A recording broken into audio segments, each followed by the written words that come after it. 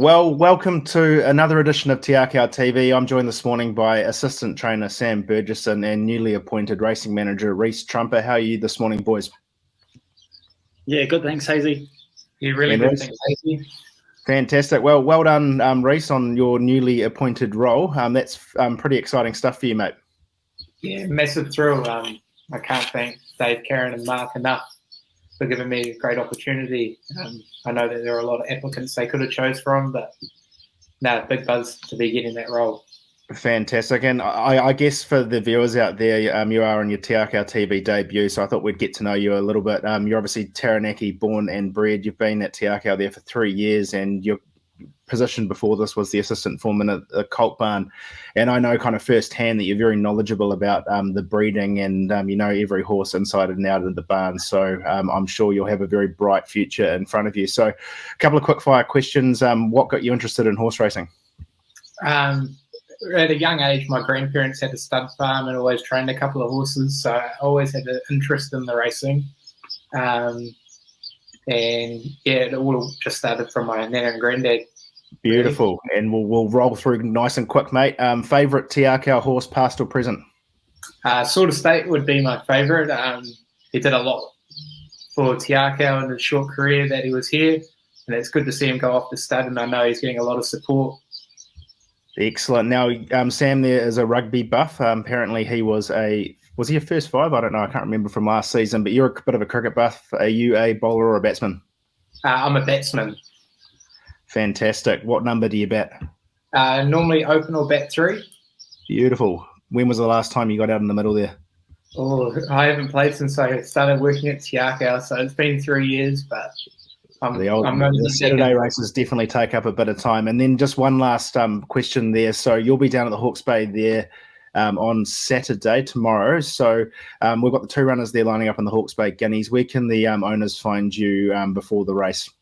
So before the race, I'll be in the parade area with the horses leading the riders on. But after that, I'll be in front of the grandstand and in the grandstand watching it. So. Fantastic. All right. Well, if you want to see Rhys down on course after your horse Dynastic or obviously Windsor Park's Accidental Tourist runs there tomorrow, then you can track him down. And he's a friendly young chap. He'll be open to a yarn and he'll probably chew your ears off as well. So there you have it. There's quick fire with Rhys. Mark will be down in the South Island. He's down there with his son Xavier. So any owners, obviously, if you see Mark down there, you're more than welcome to pop over to him and say hello as well. So quick look at the week that's been. Last week, of course, Aromatic was quite impressive there, coming second in the metric mile, Sam. Yeah, she's a good, honest mare, beaten by what looks like a very smart horse. It'd have to be a chance in the Group 1 this weekend. So, yeah, can't fault her. And she heads to Rotorua for a listed sort of 1950 race. And she should be hard to beat there again. Beautiful. And then just the one winner last week at Tauranga on Sunday. She's a show-off, was pretty impressive. Yeah, probably deserved that. Sort of blew it at the start before. So we're going there with a little bit of confidence as long as she jumped out of the barriers, and Nebba gave her a great ride. So, yeah, it was good to see her get a result. Fantastic. And I guess just touching quickly on the weather there at the Hawke's Bay. So a heavy 8 currently with some rain forecast that could get quite sloppy there. Of course, we saw Imperatriz pull out of the race there earlier in the week. What are her plans there, Sam? So she'll go to Te Rapa today to gallop between race 1 and 2, I think, just to keep her ticking over, and she'll head to Sydney on Tuesday to race in the Silver Eagle on the Saturday over 1300. Fantastic. Well, there's an update on Imperatriz, and we wish her all the best as she travels over to race up against those Australians over there. So just quickly, we're going to roll into the runners for this week. We'll kick off in Te Rapa today. I see there's been 3 scratchings as of this morning, so we've got the 7 runners. We kick off in race 1, the NZB Ready to Run Sale Trainer Series 3-year-old. It's under set weight and penalties conditions. We kick off with Fellini, who was last seen there in the El Roca, drawn barrier 1 with Joe Cameron on board. Yeah, this is a sort of a small field, but some really nice horses in it. From the ace, he'll probably go forward and maybe even dictate. He sort of just struggled in the ground last time at Hastings, obviously very testing. Hopefully it's not too testing today. I see it's a soft 7. But look, he's a good, honest horse. He should be there for a long way. And Stony Brick, drawn barrier 5 there with AP Boston on board. Yeah, he sort of hasn't had a lot of luck his last 2 runs. Riccarton just got too far back on a sort of a leader's bias track, and sort of over raced a little bit. So back to 1200 with Opie on, it should be right up his alley. Great. And race 3 there, the SVS starting gates 1200, rating 65 benchmark. We have got Polly Plum at drawn barrier 12 with Niranjan Palmer on board. Yeah, so she's just had a couple of quiet trials on the Polly, and having a first race day start after a long break. We'll probably have to ride her back from that barrier, taking the blinkers off, just trying to get her to settle, and hopefully she'll rattle home late, but sort of one to follow as the season progresses. And a little bit bossy there, currently on the ballot. She gets a start there with AP Boston on board, barrier 6. Yeah, owned by the Caz and named after the Caz. She's actually a bit of an enigma. She's got a few tricks up her sleeve. She's only had the 1 trial, so probably improve with the run. But she seems to have enough ability.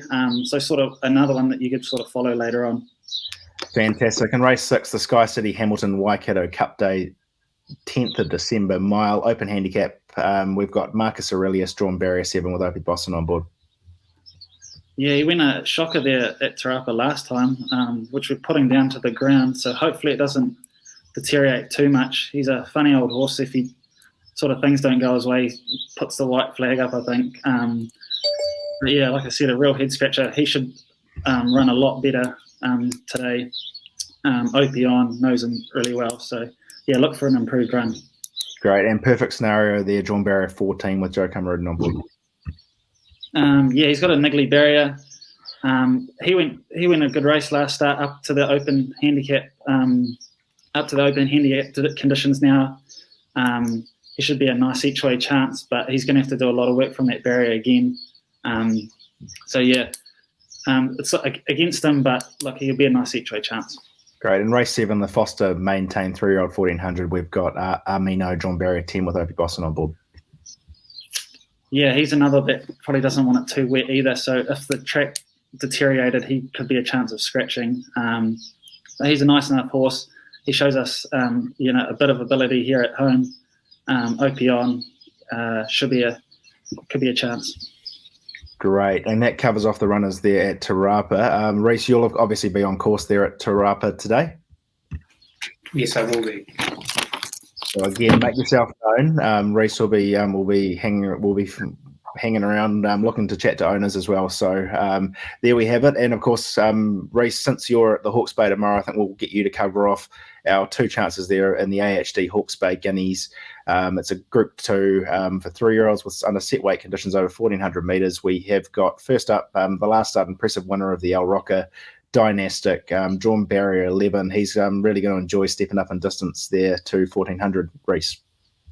Yeah, he will. He's obviously drawn awkwardly again. It didn't matter last time being 3 deep without cover.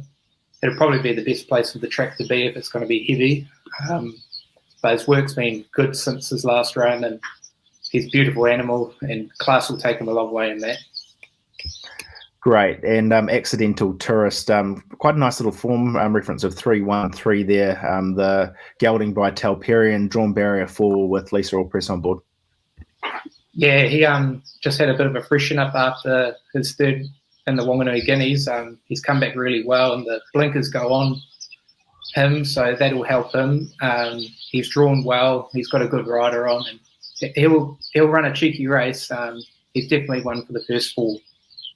Fantastic. Thanks for that, Rhys. And we'll jump back across to you there, Sam, at Riccarton Park, where we kick off in race 3, the Nobby Bustle Memorial 2-year-old.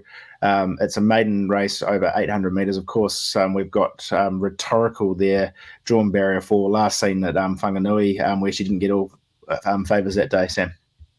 Yeah, like you said, no luck first up. Just got trapped wide, but was really tough to the line, just sort of got found out the last bit. Race day experience will probably carry her a long way in this. She should be hard to beat. Fantastic. And race 4, the Linda Massey rating 75 benchmark 1200. We've got last start winner Navalha, drawn barrier 2 with Jason Laking on board. Yeah, he was a good winner last start. from a gun ride by Opie. Up in grade, but he should be a nice each way chance. Great. And Dance Arena, John Barrier 13 with Joe Cameron on board. Yeah, massive effort. Another one with a nice win last start. Massive effort after missing the kick to win over 1,000 metres. Not often horses can do that. She's a very talented galloper. Another one that has to step up in grade, but she'll make her presence felt. Great, and of course, she was your best bet a couple of weeks ago there. So race 5, the Inglewood Stud Guineas Trial, 3-year-old set weight and penalties, 1,400 metres. This is an important lead up to the 2,000 Guineas, of which we've got Marlborough Bay, John Barrier 7 with Joe Cameron on board. Yeah, this is a nice little field. Some talented gallopers in here. A couple of nice fillies down the bottom as well. Obviously not ideal going 1,000 to 1,400, but it shouldn't worry him. We've got plenty of work into him. He's an ultra consistent galloper. Joe knows him well. So yeah, he'd have to be a nice chance. And one who ran the 1,400 out really well last start, where he just went down there to the Sharp and Smart. Cognito, John Barrier 5 with Jason Laking on board.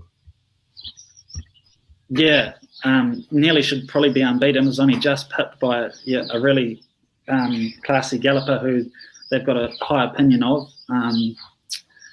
Well, obviously 1,400 won't trouble him. Good jockey on. He should be a nice chance.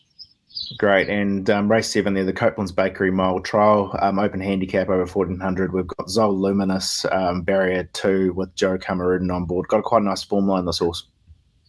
Yeah, obviously declared a non-runner last time at Riccarton when the barrier didn't open properly. But before that was ultra consistent. Nice gait, low weight, go on. Nice chance. Great. And then we have got race 8, the Rangiora New World Rating 65 benchmark 1,400. Invincible gets a draw here in barrier 4. Was okay from a wide draw there last start with Joe Cameron on board. Yeah, like you said, another with a nice gait, third up, and so should be ready to run a nice race. And race 9, the Waimakariri Business North Canterbury Cup, open handicap over 2,000 metres. We've got Campionessa, John Barrier 10 with Joe Cameron on board. Yeah, she's in great form. Only just put last time there, obviously. Step up to 2,000 shouldn't be a worry. Looks a nice chance. Great. And race 10, the Plough Hotel Rating 75 benchmark 1,600. We have got Belle of the Ball, won its 2 last starts, but now steps up in company here.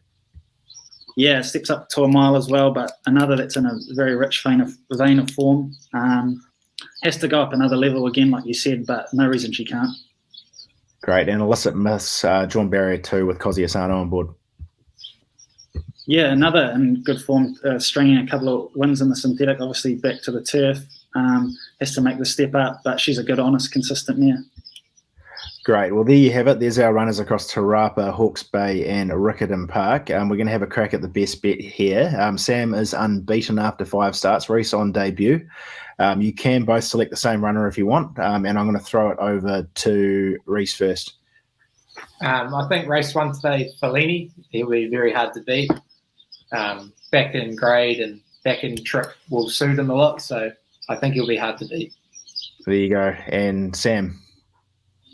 Oh, I've been tossing up. I really like Cognito, but I think I'll take Rhetorical. Sorry about the short odds, but I think she'll be very hard to beat. Keep the strike rate intact. That's the way. Cool, guys. Well, thanks for that. And just quickly, in other news, I guess the team bought a unraced gelding by Written Tycoon from the Waller barn, Maximum Control, and you would have seen some emails floating about yesterday. 95% of that horse is syndicated. He was originally a $625,000 yearling, and the owners obviously decided not to persevere with him as he is now a gelding. He won a jump out there at Flemington on the 9th of September and then a trial on the 22nd of September. He goes to the Singapore leading trainer, Donna Logan, who chalked up 50 wins last week. And as I mentioned, 95% of him sold, 5% left is available at a cost of $4,950 plus GST.